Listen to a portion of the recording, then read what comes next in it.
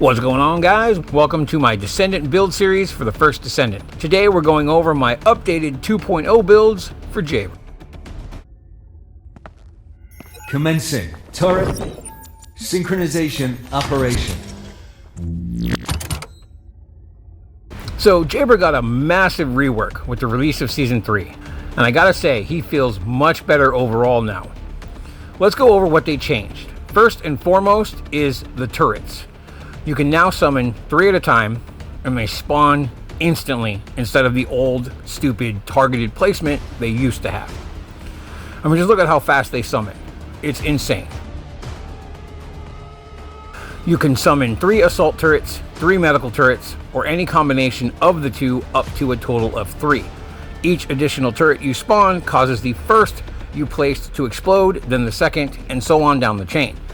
This is important to note since they added explosive burst damage to them as they go away, so you can chain them around the battlefield for additional damage. The passive ability didn't change at all, other than the fact that the turret sync feature now accommodates the 3 turrets. 2 turrets will sync like they used to, but they will also all sync now together with a third. Jayber's assault turret got a nice damage increase from 100% to 264%, and now does a burst explosion damage of 528% when it despawns, as I mentioned before.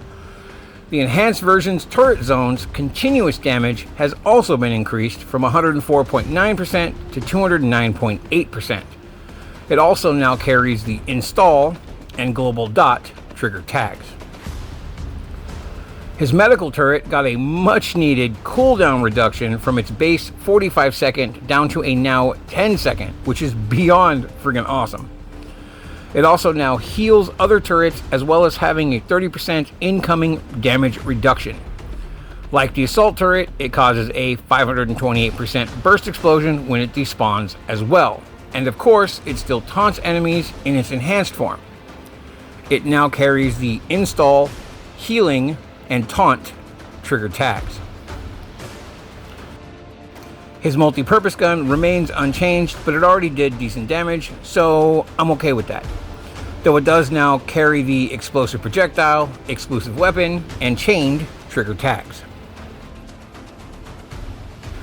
Jayber's reactivate ability now has a 25% movement speed increase upon use, and now carries the multi-explosive projectile, tracking projectile, chained, and acceleration enhancement trigger tags. Everything else damage-wise remains the same. So the ideal way, in my opinion, to play Jayber is to chain your turrets. Place the 3 down either around an enemy or spread out around the battlefield. Once your 4th is up, pop it, blow them up. Then place new turrets down and keep chaining them until your 4th comes off of cooldown again. Lather, rinse, repeat. You'll get the explosive damage from them despawning, the dot damage from the electrical fields on the ground that are caused from them exploding with your 4, and the damage from the turrets themselves as they shoot enemies in between explosive cycles via reactivate on cooldown. For his trans mods, 2 of them have been removed from the game. Attacking compulsion and medical compulsion no longer exist. Immediate purge code and turret engineering are both still very viable, however. So let's move on to the builds and the arcade tuning.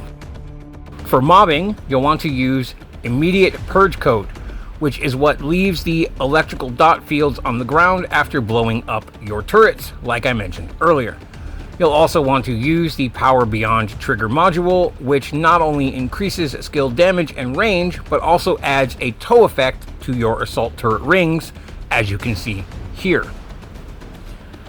Note that only your 1st and 4th abilities will trigger this effect.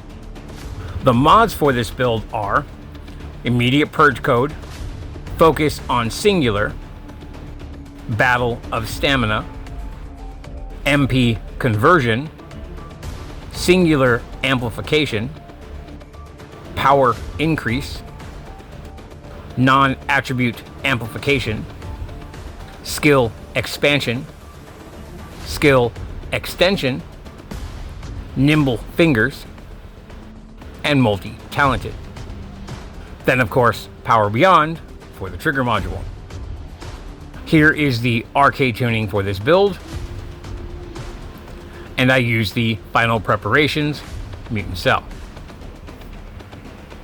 His second build is a healing build, and it doesn't really need a transmod.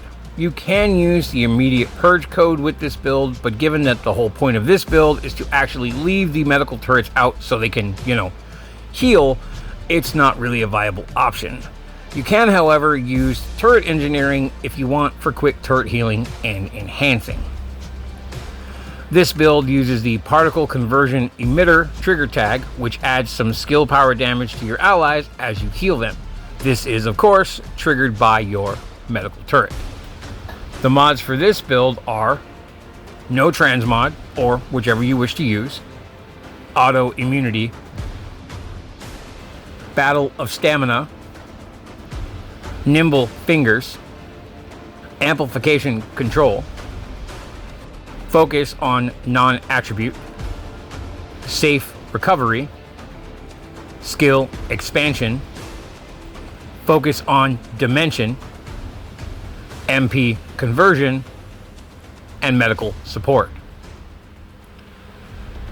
Here is the RK tuning for this build. And for the Mutant Cell, I recommend singular dimension tuning for the extra range and reduced cost. But you can use defense neutralization for the defense and resistance reduction while bossing if you wish. The last build is his bossing build. It uses the Power Beyond trigger module and puts a heavier focus on the turret damage itself rather than constantly blowing them up. It uses the Turret Engineering Transmod for quick and easy healing and enhancement. Note that you can use immediate purge code and the electrical dot fields as well if you wish. It all depends on what you're doing and whom you're fighting. This method works really well for void erosion purges, so keep that in mind. The mods for this build are Turret Engineering or Immediate Purge Code, Increased Shield, Battle of Stamina, Focus on Dimension, Skill Expansion, Focus on Non-Attribute, Nimble Fingers, Skill Extension, Iron Defense, Non-Attribute Amplification, and MP Conversion. I would like to note really quick that if you plan on using this build for void erosion purges, I would recommend replacing Focus on Dimension with Focus on Singular. And here is the RK tuning for this build. And I use the Defense Neutralization Mutant Cell. Be sure to use the Mobbing RK tuning I showed earlier if you plan to use this build for void erosion purges. Now let's talk about weapons. Jayber doesn't really need weapons too much while mobbing, but I use the Peacemaker for its special ability. Every time you use a dimension ability, i.e. his turrets, you gain an increase to non-attribute skill power up to 5 stacks, so holding it is important even if you don't fire it. I also have the Ancient Knight for when I need a little bit more firepower, and I'm currently rocking the Exterminator for the assault ships and whatnot in Axion. It absolutely tears through those things, so it's kind of a must when you're in there. Here are the builds for these weapons, and as you can see, I rock a fire-based loadout. For his reactor, you'll want to use a singular non-attribute to maximize the damage output from his 3rd and 4th abilities, as well as the electrical ground up. You can use a dimension reactor if you want, but I found that you get far more damage if you use a singular one. Experiment, see what works best for you. External components are a no-brainer. The Enlightened Mage set is by far the best choice for Jayber. For inversion reinforcement, I use fire-focused rounds because, as I said, I use a fire-based loadout. I use selective neural stimulation for the MP regen because this build is very mana heavy, and I use RK circulation tactic for the extra cooldown. Make sure you also get this passive here, Quantum Domain, for the extra range and skill power. All in all, I'm very pleased with the changes they made to Jayber, and he's actually a lot of fun to play now. Almost all of the complaints I had with him are gone. Though there is still some room to improve, it's definitely a step in the right direction. They said that they're planning on releasing new transmods for him, so we'll see what they have planned with those in the future. And that's it for this video, guys. If you have any questions, please let me know. As always, thank you for watching, and I'll catch you next time. Later.